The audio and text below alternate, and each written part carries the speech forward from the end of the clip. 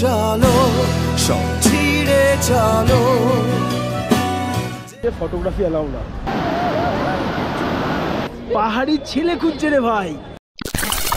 Good morning from কুলু। আর এখন আমরা কিন্তু দাঁড়িয়ে রয়েছি একেবারে বিপাশা নদীর ধারে। আমাদের হোটেল এবং হোটেলের একদম গায়ে লাগোয়া কিন্তু বিপাশা নদী। পেছনে ব্রিজটা দেখা যাচ্ছে আর এই যে বিপাশা নদী আমাদের পেছনে। ঘড়ির কাঁটায় এখন বাজে সকাল 8টা এবং আজকের আমাদের কাজ হচ্ছে কুলুতে কিছুক্ষণ সময় কাটিয়ে 12:30 1টা নাগাদ এখান থেকে লাঞ্চ সেরে চলে যাব মানালির উদ্দেশ্যে। এবং মাঝখানে আরও দুটো সাইট সিনের পয়েন্ট রয়েছে যেটা শুনলাম, সেইগুলো নিয়েই আজকের এই পর্ব। তো চলো ভিডিওটা শুরু করছি, সাথে থাকো।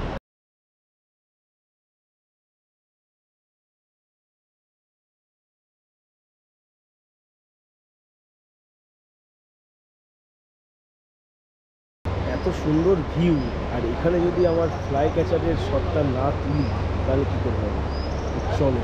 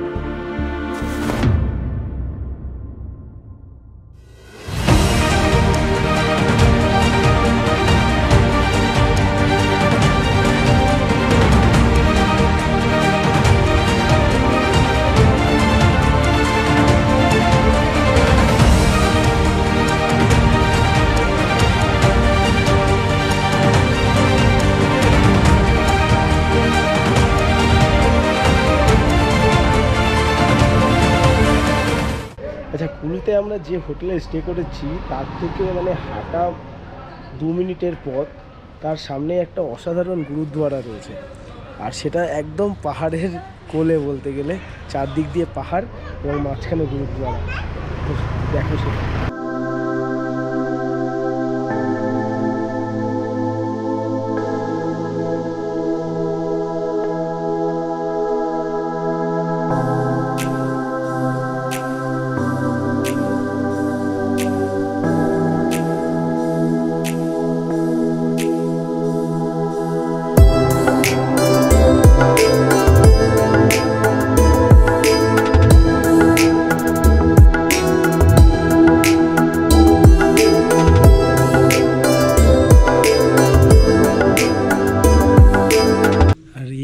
গুরুদ্বারার ভেতরের অবস্থা, মনটা একেবারে শান্তি হয়ে যায় সত্যি। এটা এত সুন্দর।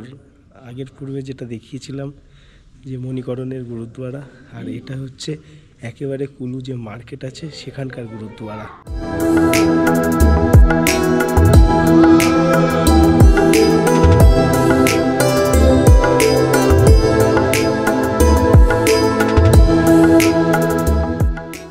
চলো গুরুদ্বারা এসেছি, যদি একটু প্রসাদ পাওয়া যায়।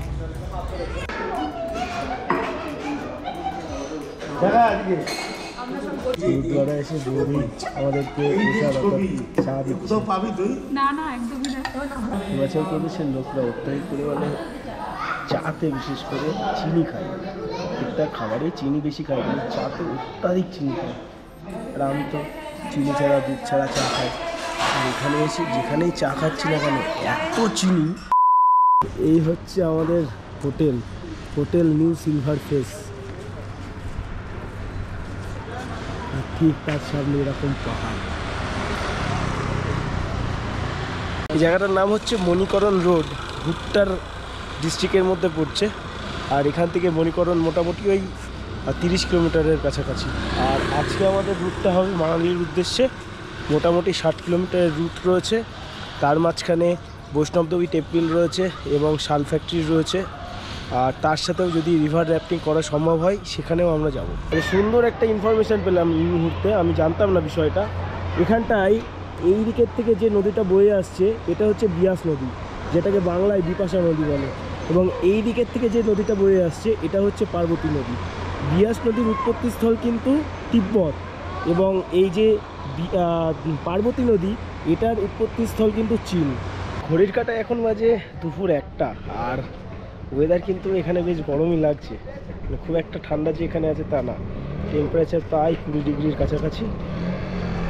আমাদের মোটামুটি একটা দারুণ লাঞ্চ হয়ে গেছে। আমাদের ব্যাগ এখন আমাদের ট্রাভেলার গাড়িতে তোলা হচ্ছে, পেছনে ট্রাভেলার গাড়ি রয়েছে। আমরা এখন বেরোবো মানালির উদ্দেশ্যে, এবং যেতে যেতে 2-1টা স্পট রয়েছে ভিজিট করার মতো, যেরকম বৈষ্ণবদেবী টেম্পল থেকে শুরু করে আরও 2-1টা জায়গা, শাল ফ্যাক্টরি, সেগুলো আমরা ভিজিট করার চেষ্টা করব, এবং সেগুলোই আজকের এই পর্বে থাকবে। তো চলো আমরা গাড়ি নিয়ে বেরোই, তারপর দেখা হচ্ছে।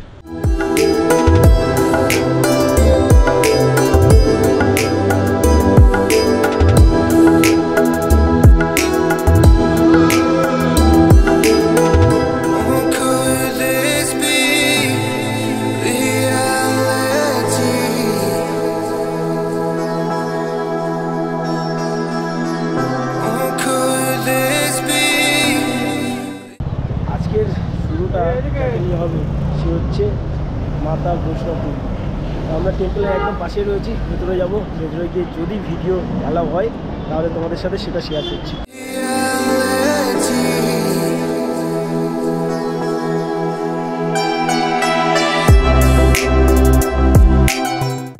যেখানে যে নিয়ম সেই নিয়মটাই পালন করতে হবে। হিন্দি এবং ইংলিশ দুটোতেই লেখা রয়েছে ফটোগ্রাফি অ্যালাউ না। আমার প্রয়োজন নেই ফটোগ্রাফি করার, তাতে যদি আমার 2টো লাইক বা 200টা ভিউয়ার্স কম হয় কোনো সমস্যা নেই, কিন্তু নিয়ম পালন করতে হবে। ওটাই ভক্তির অন্যতম একটা পরিচয়। মন্দির গেলাম, ঠাকুর দর্শন করলাম, প্রণাম করলাম, তাতেই ভক্তি আসে না। মন্দিরের যে নিয়ম আছে সেটাও পালন করতে হয়। তাই ভেতরের আমি কোনো রকম ফুটেজ রেকর্ড করিনি। আমার হাতেই ক্যামেরা ছিল, অনেকেই রেকর্ড করছিল, মোবাইলে করছিল, আমি কিন্তু বের করিনি যেখানকার যা নিয়ম। তবে এইটুকুই বলবো, মানালি আসলে অবশ্যই তো তোমরা এই রুট দিয়েই যাবে, অবশ্যই দাঁড়িয়ে পুজো দিতে না হলেও অবশ্যই মন্দিরটা দর্শন করো, প্রতিমাগুলো দর্শন করো। প্রচুর ঠাকুর রয়েছে ভিতরে, প্রচুর, খুব ভালো লাগবে। একটা গুহা কেটে কীভাবে মন্দির বানাতে হয় এখানে না আসলে কিন্তু সেটা জানা যাবে না। তো খুব সুন্দর মন্দির, অবশ্যই তোমরা এসো। ঘড়ির কাঁটায় এখন বেলা 4টে, আর সবাই মিলে নেমে পড়েছে রিভার র্যাফটিংয়ে। কিন্তু দুর্ভাগ্যবশত আমি যেতে পারিনি, মা এবং বাবা দুজনকেই পাঠিয়েছি। তার কারণ 6 জন করে সিট ছিল, 3টে বোট ছিল, 2টো বোট ছিল সবই। স্বাভাবিকভাবেই 12 জন হয়ে গেছিলো, আমি এক করলে 13 জন হয়ে যাচ্ছিলো, ওই জন্য আমার পক্ষে যাওয়া সম্ভব হয়নি। সেটা বড় কথা না, বড় কথাটা হলো আমি যখন ছোট ছিলাম তখন মা বাবারও ইচ্ছা করতো এইসব করার, কিন্তু তারাও স্যাক্রিফাইস করেছে, আমাকে একা কিন্তু নিয়ে যেতে পারেনি, বা তাদের সাথেও আমাকে নিয়ে যেতে পারেনি, বা আমাকে একা ছাড়তেও পারেনি। সেখানে আজ প্রায় 24-25 বছর হতে চলছে, এটুকু করা যেতেই পারে। তবে তোমাদের কোনো খামতি আমি রাখবো না, কিছু ড্রোন শট তোমাদের জন্য আমাদের ফ্লাই ক্যাচারের চোখে, সেটা তোমরা এখন দেখো।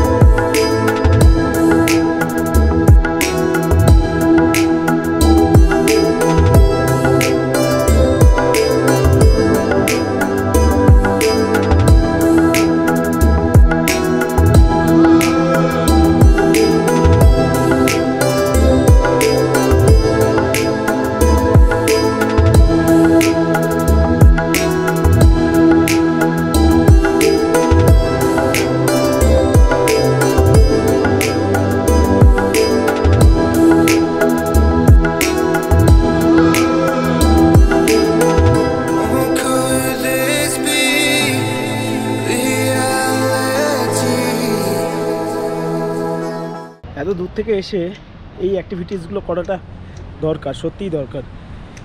আমাদের এখনও আস্ত জীবন পড়ে আছে, কোনো চাপ নেই। এরকমভাবে প্রচুর বোট রাখা রয়েছে, আর এক এক করে পর্যটক আসছে এবং বোটে ওঠার জন্য লাইন লাগাচ্ছে। এরা সবাই চলে গেছে আর আমাদেরকে রেখে গেছে। আর এই দাদা, এদের জন্যই কিন্তু এই ট্যুরটা এত সাকসেসফুল হচ্ছে, দিন রাত খেটে চলেছে আমাদের জন্য।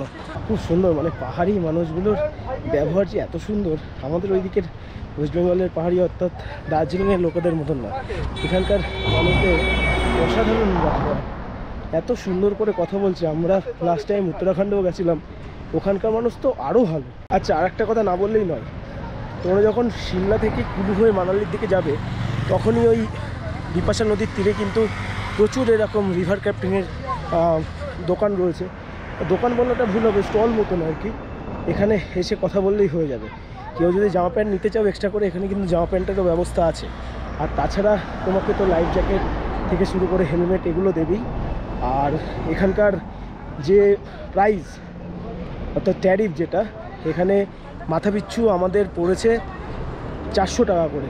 আমরা টোটাল 12 জন র্যাফটিং করলো, মোটামুটি 3 কিলোমিটারের মতন র্যাফটিং হচ্ছে। এটা আধ ঘন্টার ওপরে প্রোগ্রাম একটা আছে। আর কেউ যদি গোপ্রো শট অর্থাৎ যে চালাবে, যে পাইলট আছে, তার হেলমেটে একটা গোপ্রো লাগানো থাকবে।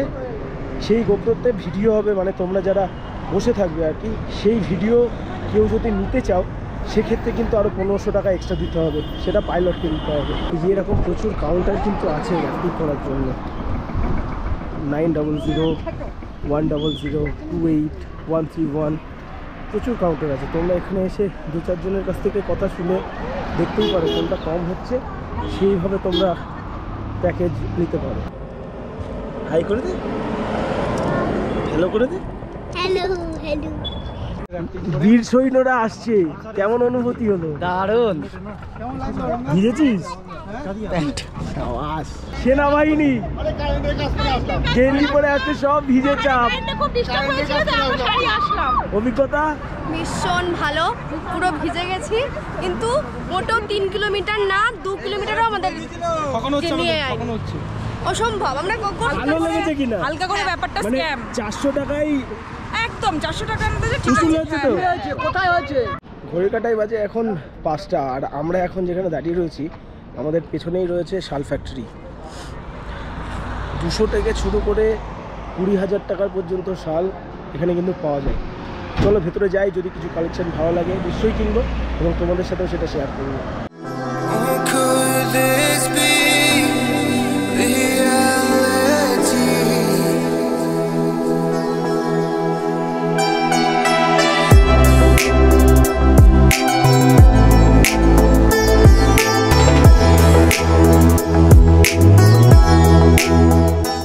আর এই হচ্ছে আই লাভ কুল্লু মানালি শাল ফ্যাক্টরির নিচে আর কি এটা করা। আর এই হচ্ছে শাল ফ্যাক্টরি। এখানে পরপর যে কটা দোকান আছে মোটামুটি সবই কিন্তু ফ্যাক্টরি, মানে এখানে তৈরি হয় না, এদের কারখানা রয়েছে বিভিন্ন জায়গায়, সেগুলো জায়গায় তৈরি করা হয় এবং এখানে এসে বিক্রি করা হয়। কিন্তু এগুলো কিন্তু অ্যাকচুয়াল কারখানা বা ফ্যাক্টরি নয়, এদের ফ্যাক্টরি আছে নিজস্ব, সেখানে প্রসেসিং করা হয়, দেন এখানে এসে বিক্রি করা হয়। এখানে 100 টাকা থেকে শুরু করে 1 লক্ষ টাকারও পর্যন্ত জিনিস কিন্তু তোমরা পেয়ে যাবে।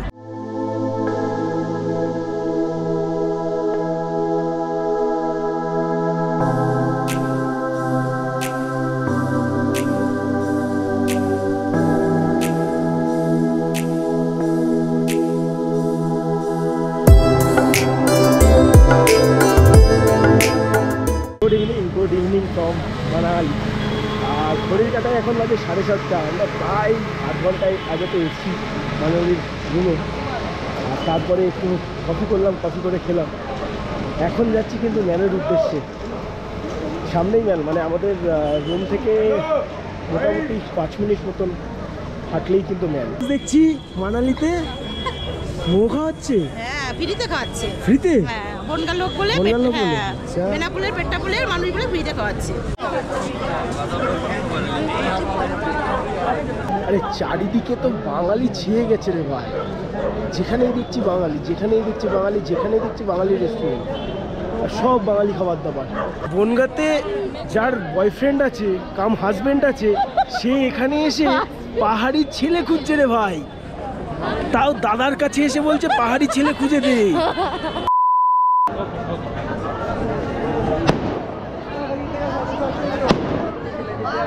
ম্যারোডে একটা মন্দির এরকম ভাবে বাজি ফাটছে।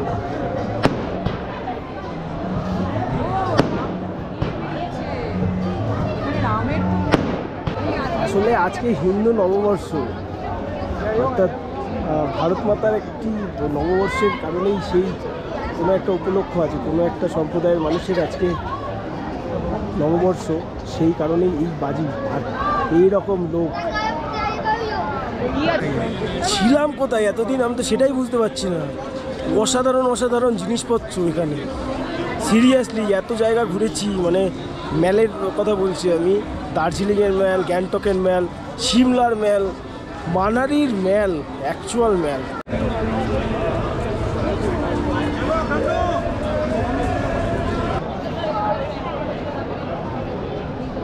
এই জিনিসটা বেশ নতুন দেখলাম, এগুলো ছবি দিয়েও করে দিচ্ছে, এগুলো দারুণ জিনিস, এখানেই একদম রেডি করে দিচ্ছে। দাদা এগুলোর দাম কত? प्राइस कितना है इसका? हाँ हाँ 800 800।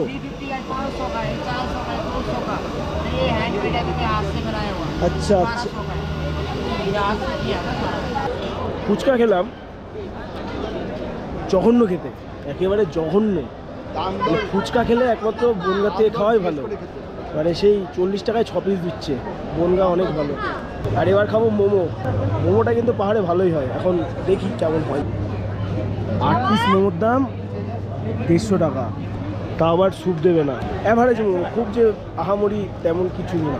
ঘড়ির কাটায় এখন বাজে প্রায় 8:30, আর আজকের এপিসোড আমরা এখানেই শেষ করছি। তো দেখা হচ্ছে নতুন একটা ভিডিওতে। আজকে মূলত আমাদের যে প্ল্যানটা ছিল পুরী থেকে মানালি আসা এবং মানালির ম্যালটা হালকা পাতলা একটু কভার করা। এখনও 2 দিন আছে মানালি, আশা করি পরেরগুলোতে আরও বেটার কিছু তোমাদেরকে উপহার দিতে পারবো। ভিডিওটা কেমন লেগেছে অবশ্যই কিন্তু কমেন্ট করে জানিও, এবং ভালো লাগলে অবশ্যই একটা লাইক করে শেয়ার করে দিও। সাথে চ্যানেলে নতুন হলে অবশ্যই কিন্তু সাবস্ক্রাইব করে বেল আইকনটা প্রেস করে দেখো। দেখা হচ্ছে নতুন এপিসোডে Manali. Keep your expectation low and chill. Stay with Passion Channel. Bye.